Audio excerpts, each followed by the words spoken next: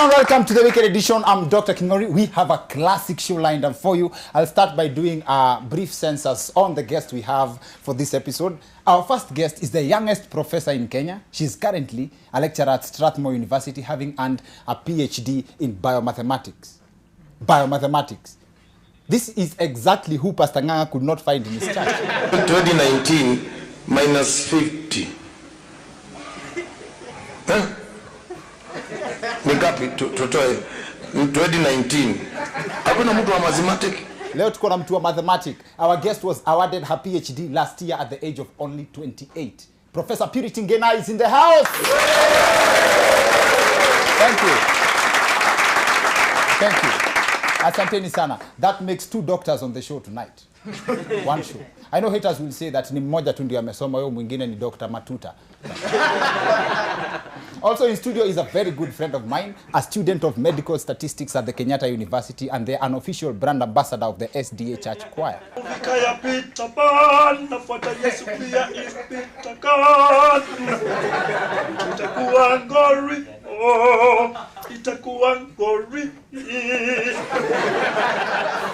He is one of the funniest people I've been privileged to meet, and I'm excited that we have comedian YY in the house. Thank you. Asanteni sana. And that's not all. We are doing the show differently today. Our other guests are purely music to the ears. We are blessed to have in studio some of the finest voices to ever grace the airwaves. We have Maureen Kunga of Elani and Avril in the house. Thank you. Asanteni sana. Asanteni sana. And other than being our guests for this episode, Maureen Kunga, Avril, and I, and hopefully yourself, are part of something very special going down at KICC this Sunday, 8 September 2019. Stick with us. I'll tell you more about that in a bit because I'm really hoping that you will come join us. Alafu zile mambwembwe, aka magoodies zetu za Telkom, pia niko nazo. We are fixing this country starting with affordable internet. To be honest, if not for the internet, we would not enjoy vitu kama a naked man, get this, a naked man being transported on the bonnet of a police vehicle in broad daylight.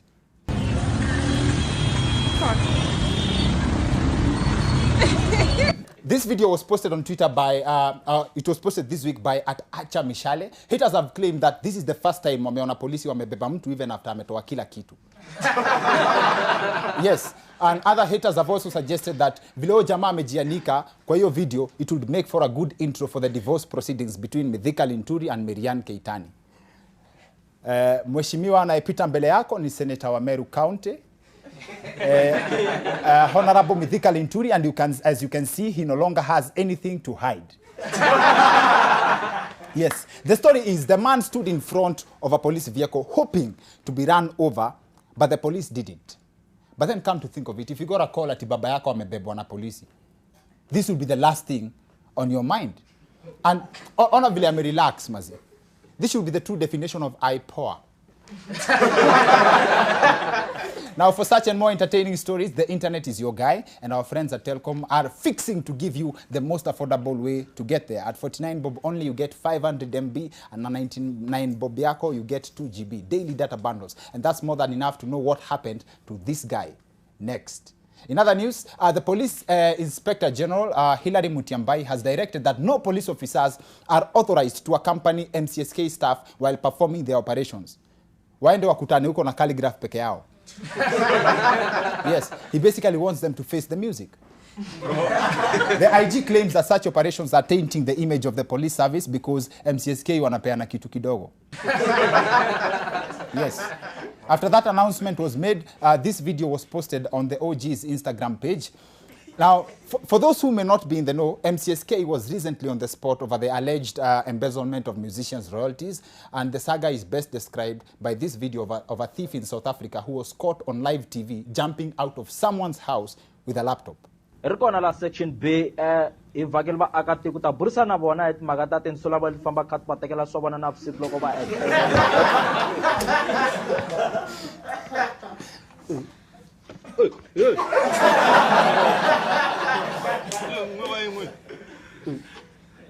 Kamera tayo na. Ma disturb bona ile grupo. Kamera. See, you've got to give it up to this thief because as much as he was in a hurry, he spared a few seconds to address the nation. Just the same way it happened with the MCSK. The only difference is that between what you've just seen in that video and the MCSK case is that the MCSK is also accused of stealing in broad daylight, did a press conference after, but in their case, they stole under police protection. And that's what the IG has refused. Nitawaambia hapa kwa internet kuna mambo mob.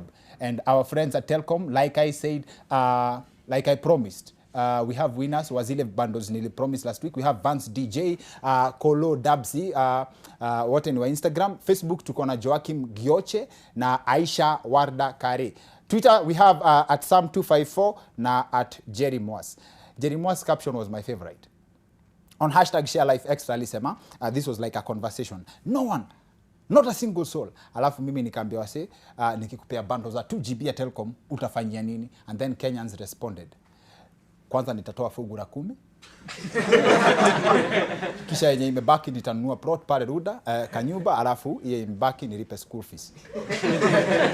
I still have more to give, and like I say, hata ukikosa hizi zenye napeana, Telkom offers you the most affordable bundle packages in the market right now. Telkom has made it possible for you to have a great internet experience for as low as 49 bob. For 500 MBs na 99 bob yako unapata 2 GB daily data bundles, and you still get night bundles of the same amount you purchased, active from midnight to 6 a.m. Please share. Let's do things differently. Please share a picture or a meme that would best describe your mood. Nikikupea 2 GB worth of Telkom daily data bundles. Use the hashtag ShareLifeExtra, tag at Telkom Kenya, at Dr_Kingori on Twitter and Instagram. Alafu tujengeane siku. Now, with all the students and graduates we have in studio for this episode, you can already guess what we are going to discuss. The subject on our show tonight is about campus life. As in, kila mtu ukuwa na story ya kampo, na kila mtu ameaffectiwa na university mahali. Even kutoenda university unikuwa affectiwa na kampo. For real. A university is arguably the institution associated with the most stereotypes. Ukisikia kuna watu wamekula mahali na wajalipa, watoto wa university. Ukisikia watu wanaishi kwa bed sitter watu 13 na hujawahi waona. No, sorry. That's a correction. There's a correction in that. Those are Nigerians. Yes, I almost confused between UON and the Technical University of Roysambu. Now you see, the local definition of a university ni kuteseka mingi na masomo kidogo. Hapo kwa kuteseka, Kenya as a country itself is a campus. Now Kenyans are presently divided over the importance of going to university. Politicians wanna scramble for university degrees to qualify to run for higher offices. Yet there's an outbreak of jobless graduates across the country. As in, the joblessness actually has been blamed on the useless degree courses. Lakini hapa niko na disagree. I've never heard of such extreme cases of unemployment in developed countries. According to bestlife.com, in fact, the US has universities like Cornell University in the US, which offers a degree course in tree climbing. Kuna ingine ati inaitwa Montclair University, offers a course on how to watch TV. Alafu nwambie sisi tuko na bogus courses, but those are just jokes. This is going to be so much fun to talk about. So let's extend this conversation to the second part of the show with our guest. To break this down even further, Dr. Purity Ngena, the youngest professor, is in the house. Comedian YY, my personal friend, is in the house. Maureen Kunga and Avril. So see you guys in a bit.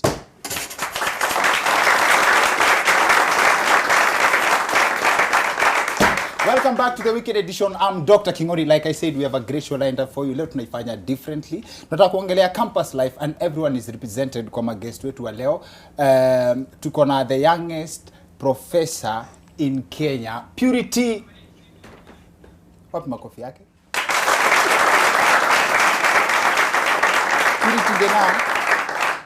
Purity Ngena amefanya PhD at 28, and she has some very, very wonderful insights as far as academics are concerned. But one of the things that imenikatch about story yake, she, in 6 years zenye alikuwa campus, she only went to the club once.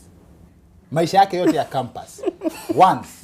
My friend YY on the other end.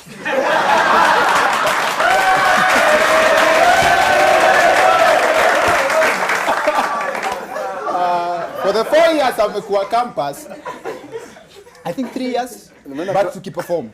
Mena class once.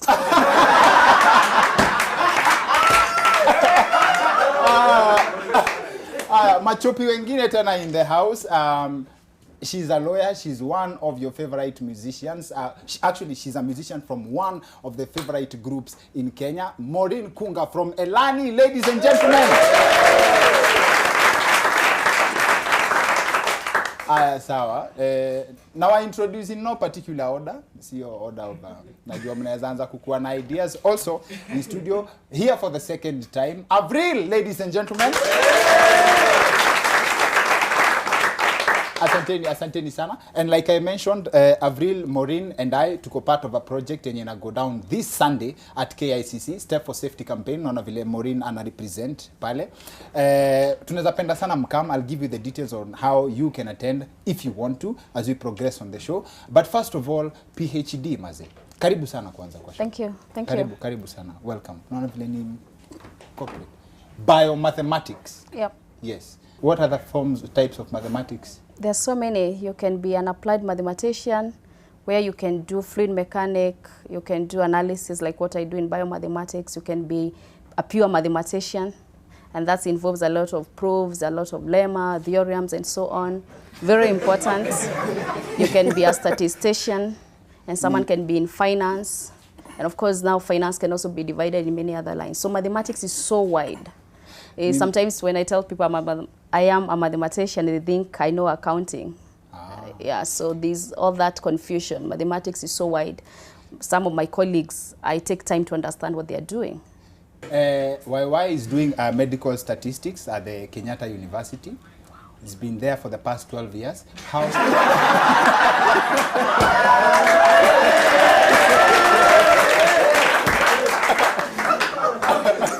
And YY and Avril share a common story in that talent ilianza kufunguka ukiwa kampo. Yes. Ukiwa kampo, but when is senior survivor. Avril ilikuwa when?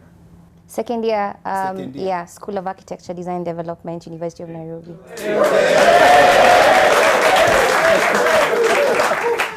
Na watu wakiona umekuja kuchokoza, mtu haezi imagine hata kidogo. Hizo vitu zote. Maureen is a lawyer. Maureen, this year, over 60% students wamefail kwa Kenya School of Law. Admission to the bar. What does that say about our education system? No, first of all, that has been happening at Kenya School of Law forever. The pass rate is so low. It's always so low. So I don't even know why it has become a story this year. Because even in my year, I think maybe there were 1,200 students and I think 900 had to recite at least one paper. Lawyers fail that much. No, it's a hard exam. It's a very difficult exam. Afadhali mjitetee wasi, unajua at least rate ni kubaya sana. And one of the common things that all of you guys share ni survival. Tanzania Ngina alienda club once peke yake. Alafu there is this common Ngina akona Mr. Right. She met Mr. Right in Germany. So that answers the question yenye iliulizwa na one of our audience members, Ike, ya people should not marry university students ama wasi wameenda kampo. But then hapo kwa university kuna vitu hukufanya wakati ulikuwa huko. Na kuna general belief that sasa ndio unaenda kuzifanya. Well, I mean, I'm not very proud that I didn't go to the club. It happened that I went for a party. I didn't know how to dance. I don't know how to dance. At that time, I felt like my confidence was like shattered, you know. Yeah. I was young. And so I said, I don't want to be humiliated again. Yeah. You see, it is cool to know how to dance all the moves. I didn't know that you can survive, you can go listen to nice music and sit and enjoy. Okay. So I was quite young. And so that made all the difference. I never went again to any club. Am I doing it now? At least I have a man we can go enjoy nice music together. Ah, okay. Yeah. Nice. My friend YY, Akia Nani, I don't know how to say this story bila kuchokozeka kidogo, but there is nothing he has not done. Before he settled on comedy, no, acha tuniseme hiyo story. Sawa. Ipige hiyo story. YY alikuwa amejaribu, he tried naitwaje kuiba na kisu kampuni. Unaweza and he has a very, very weird reason on how he failed. This is what happened. Yes. Ile njaa iko KU bro, si mtoto. And if viewers at home, if you have someone at KU, please, what anaumia KU? Yeye njako pale bro. Ugali ni shilingi 7 lakini huwezi afford. Sasa nilianza na kuforge receipt. Kulikuwa na hizo receipt za cash sale. Unajua hizo receipt? Cash sale. Hizo za Sio kunaandikiwanga Chapo Beans CB Chris Brown. Chapo Beans times 3. Hiyo ni chapati 3 beans. Alafu na bili inakuwa pale chini. Okay. Chani sini nikaona hii kitabu zinaweza inunua.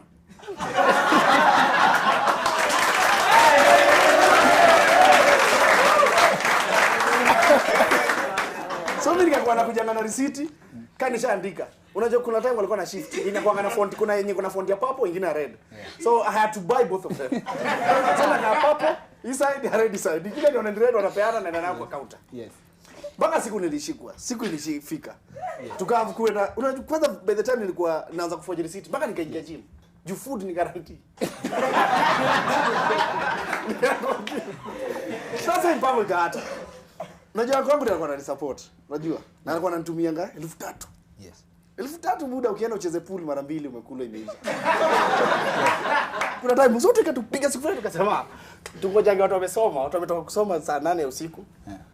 Na visu tu vizuri tu watreke lakini tusiwafanyie kitu. Tuko tu watu tuko wazuri. Let's be good thieves. Tuko ma role model. So saa 9 usiku tunachukua visu, kila mtu anaingiza kisu hapa. Asubuhi unajua kisu ni baridi buda. Kwanza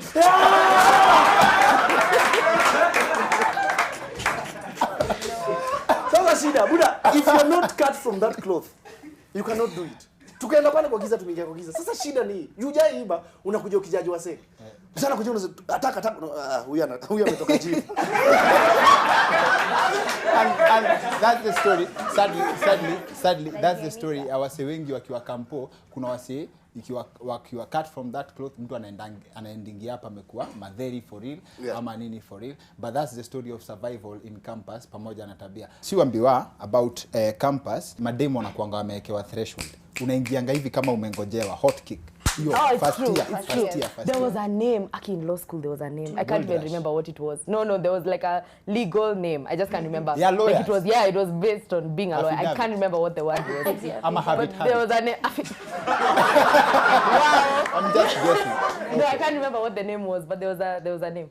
And how do you survive that? Ukuje ukuwe an upright student after that, owing to the fact that wasi wanasema usiowe demu wa kampo, kuna a certain connotation about it. It's true. Well, okay. I think sometimes you just have to, maybe like Avril, you see, when I was on campus, yes, Elani had started, so there's something to do. When you're busy, right. you don't find yourself in these circumstances you shouldn't be in. Fongena, your story is also different. You are technically an SI unit, your academic excellence.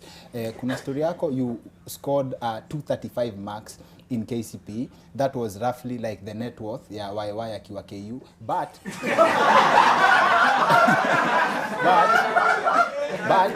you made it to PhD level. What happened? How did you do it? Of course, I was given a second chance. When I got 235 marks, my mom insisted that I had to go back and repeat. Yes. So I repeated in the same school, the same circumstances. I got 369. So within a year, with 2002, 235, 2003, 369. And of course, what changes me is my mindset. Of course, I come from a family that was poor, and my brother had not been taken to high school. So those circumstances made me think, even me, my story was over. Like, there was a full stop. But that time, my mom said, you can go back to school. I'll support you. And of course, 2003, there was a new government. There was hope for education. So yeah, I had to work hard, and I got 369 marks, which took me to Tumutumu Girls. Kurepeat sio kila mtu. Tulikuwa na msee in our high school alirepeat BH captain, watu wangu vyo boys wanajua akaongeza mark moja. Haki ya nani? And the PhD story ni very interesting. Nyi mnajua ati apparently before you get a PhD lazima ukue umeandika, you've come up with something new in the world. As in hakuna mtu mwingine ame come up na kitu kama yako. True. Hey. Yep. I mean, for you to graduate and to have a PhD, according to the Kenya guidelines, you have to publish 2 papers. At Strathmore, we have to publish 3 papers. And 3 papers, you're sending them out there. You don't know the reviewers. You just send to journals. And someone is going to read it, rate it, and say, if it is not what they'll say, these are good. YY does medical statistics. Now, Sai, and I think this question will go to both Avril and Maureen in terms of will you still go through na kumaliza shule ama you'll focus now on your talent solely? Yes, I'll have to finish school. I started comedy when I was finishing my first year. Yes. And then when getting to my second year, I started becoming famous. So, gari kaanza kuwa ndogo. Because the moment you start making money, wazazi wanakuachilia. Sasa wewe jitegemee. Yes. So you can imagine unafaa kwenda, and when you start doing comedy, you seen on TV, utahama hostel. Ukihama hostel, it means you have... Uwezi kuwa kwa TV alafu mtu anakuona kwa washroom za kampo.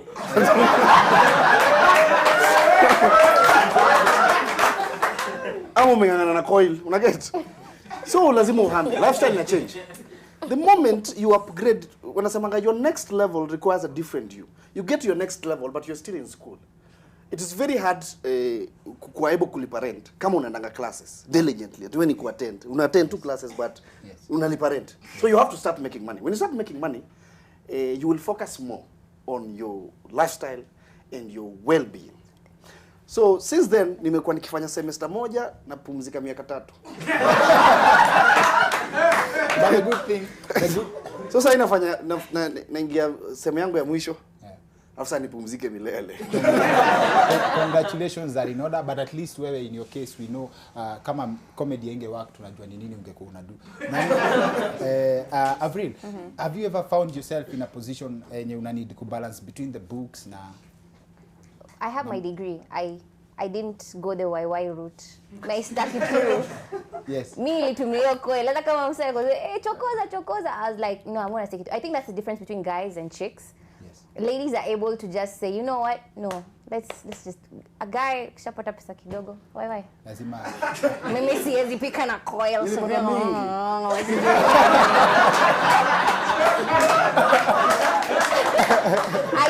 I stuck it through. Nilika kwa hiyo SQ bro akahama na mimi tuko tunaishi kwa SQ pamoja, tunalalisha mattress this side na mimi mattress yangu this side. We stuck it through until I got to 4th year. I finished. Mlikuwa mnasti na bro yako? Yeah, I stayed with my brother, my younger brother. You definitely know what exile is.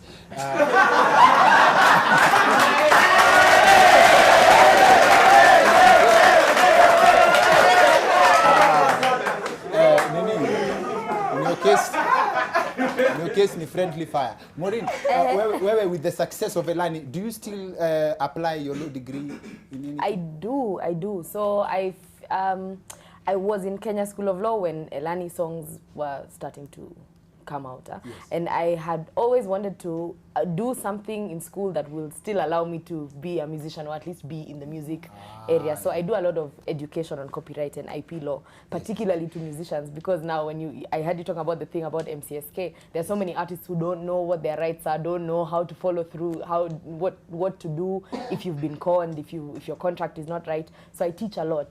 I teach a lot of musicians about that side of it, but in terms of like practicing and going to court every day, no, I don't do that. Oh, yeah. Maureen is talking about Steve Ostimpo boy, but sasa,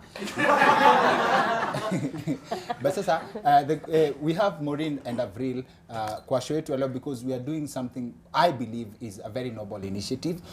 Kuna the step for safety campaign yenye tumekuwa tunafanya for the past 1 year. The last September tulienda KICC, watu wakatembea 10 kilometer walk, 5 kilometer walk, and we've been talking about the Luku Luku campaign yenye tuna come together to contribute towards the welfare of refugees in our country. And Avril, personally, you had a very, as in your motivation to be part of this project comes from a personal experience.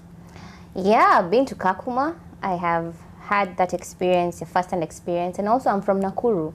If anyone knows the story of Nakuru, Molo clashes, when they happened, when they did. Then when post-election violence happened as well, I personally saw my dad akinoa kisu kwa sababu alikuwa anajua mazee noma inakam. So baba yako ameikwa YY at some point.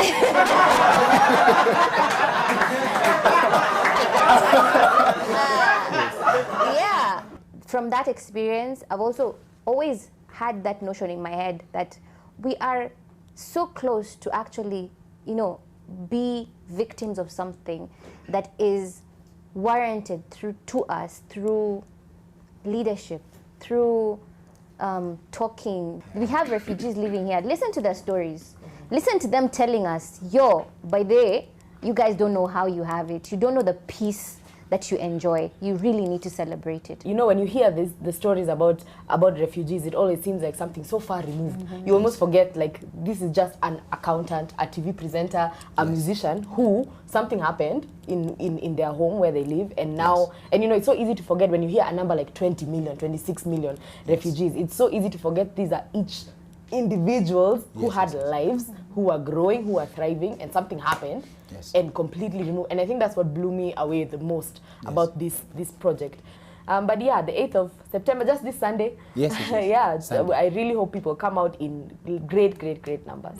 I really hope you can make it. The participation ni rahisi sana, and if you cannot make it, you're probably out of Nairobi, because this show unajua tuko na mafans wengi sana na wenye wana watch show. You can support with anything you have.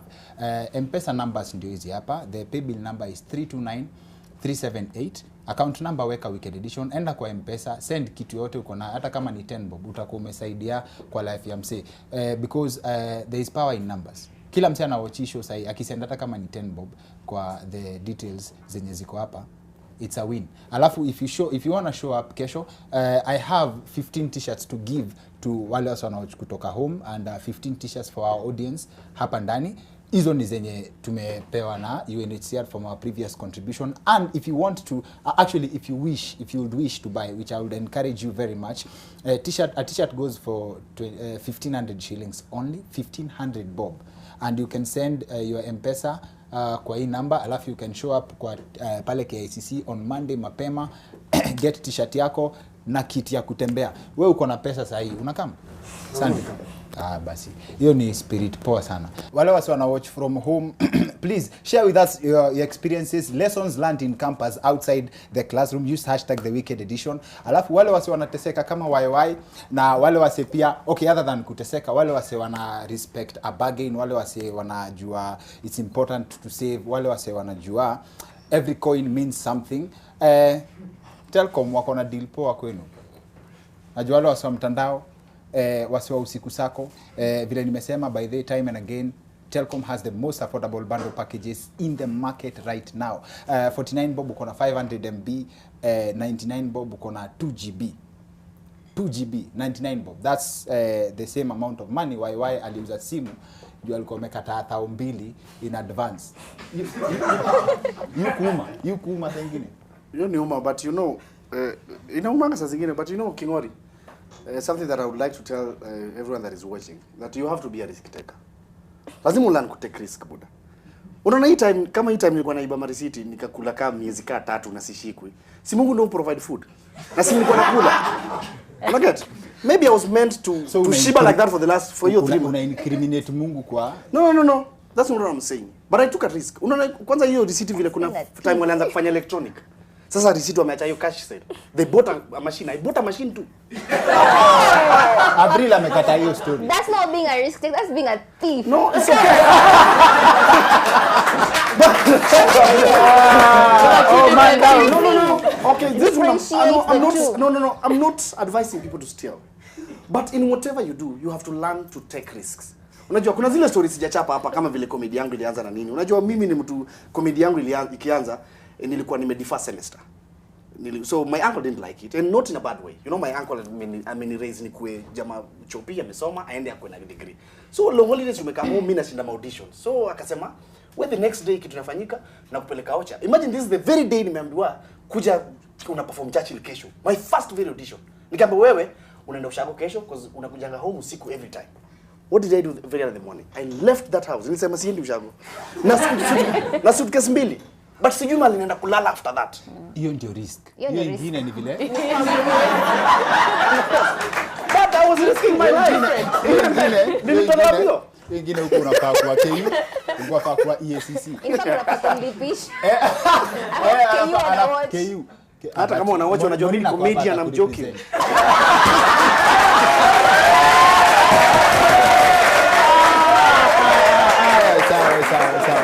Sawa. Basi. Thank you very much. Wapi makofi yake? Thank you. On my side, I believe that has been a classic show. Thank you for joining us. Thank you for tuning in. Wapi makofi ya guest wetu wa leo. Asanteni sana for joining us tonight. That's it for the weekend edition. See you next week. My name is Dr. Kimori.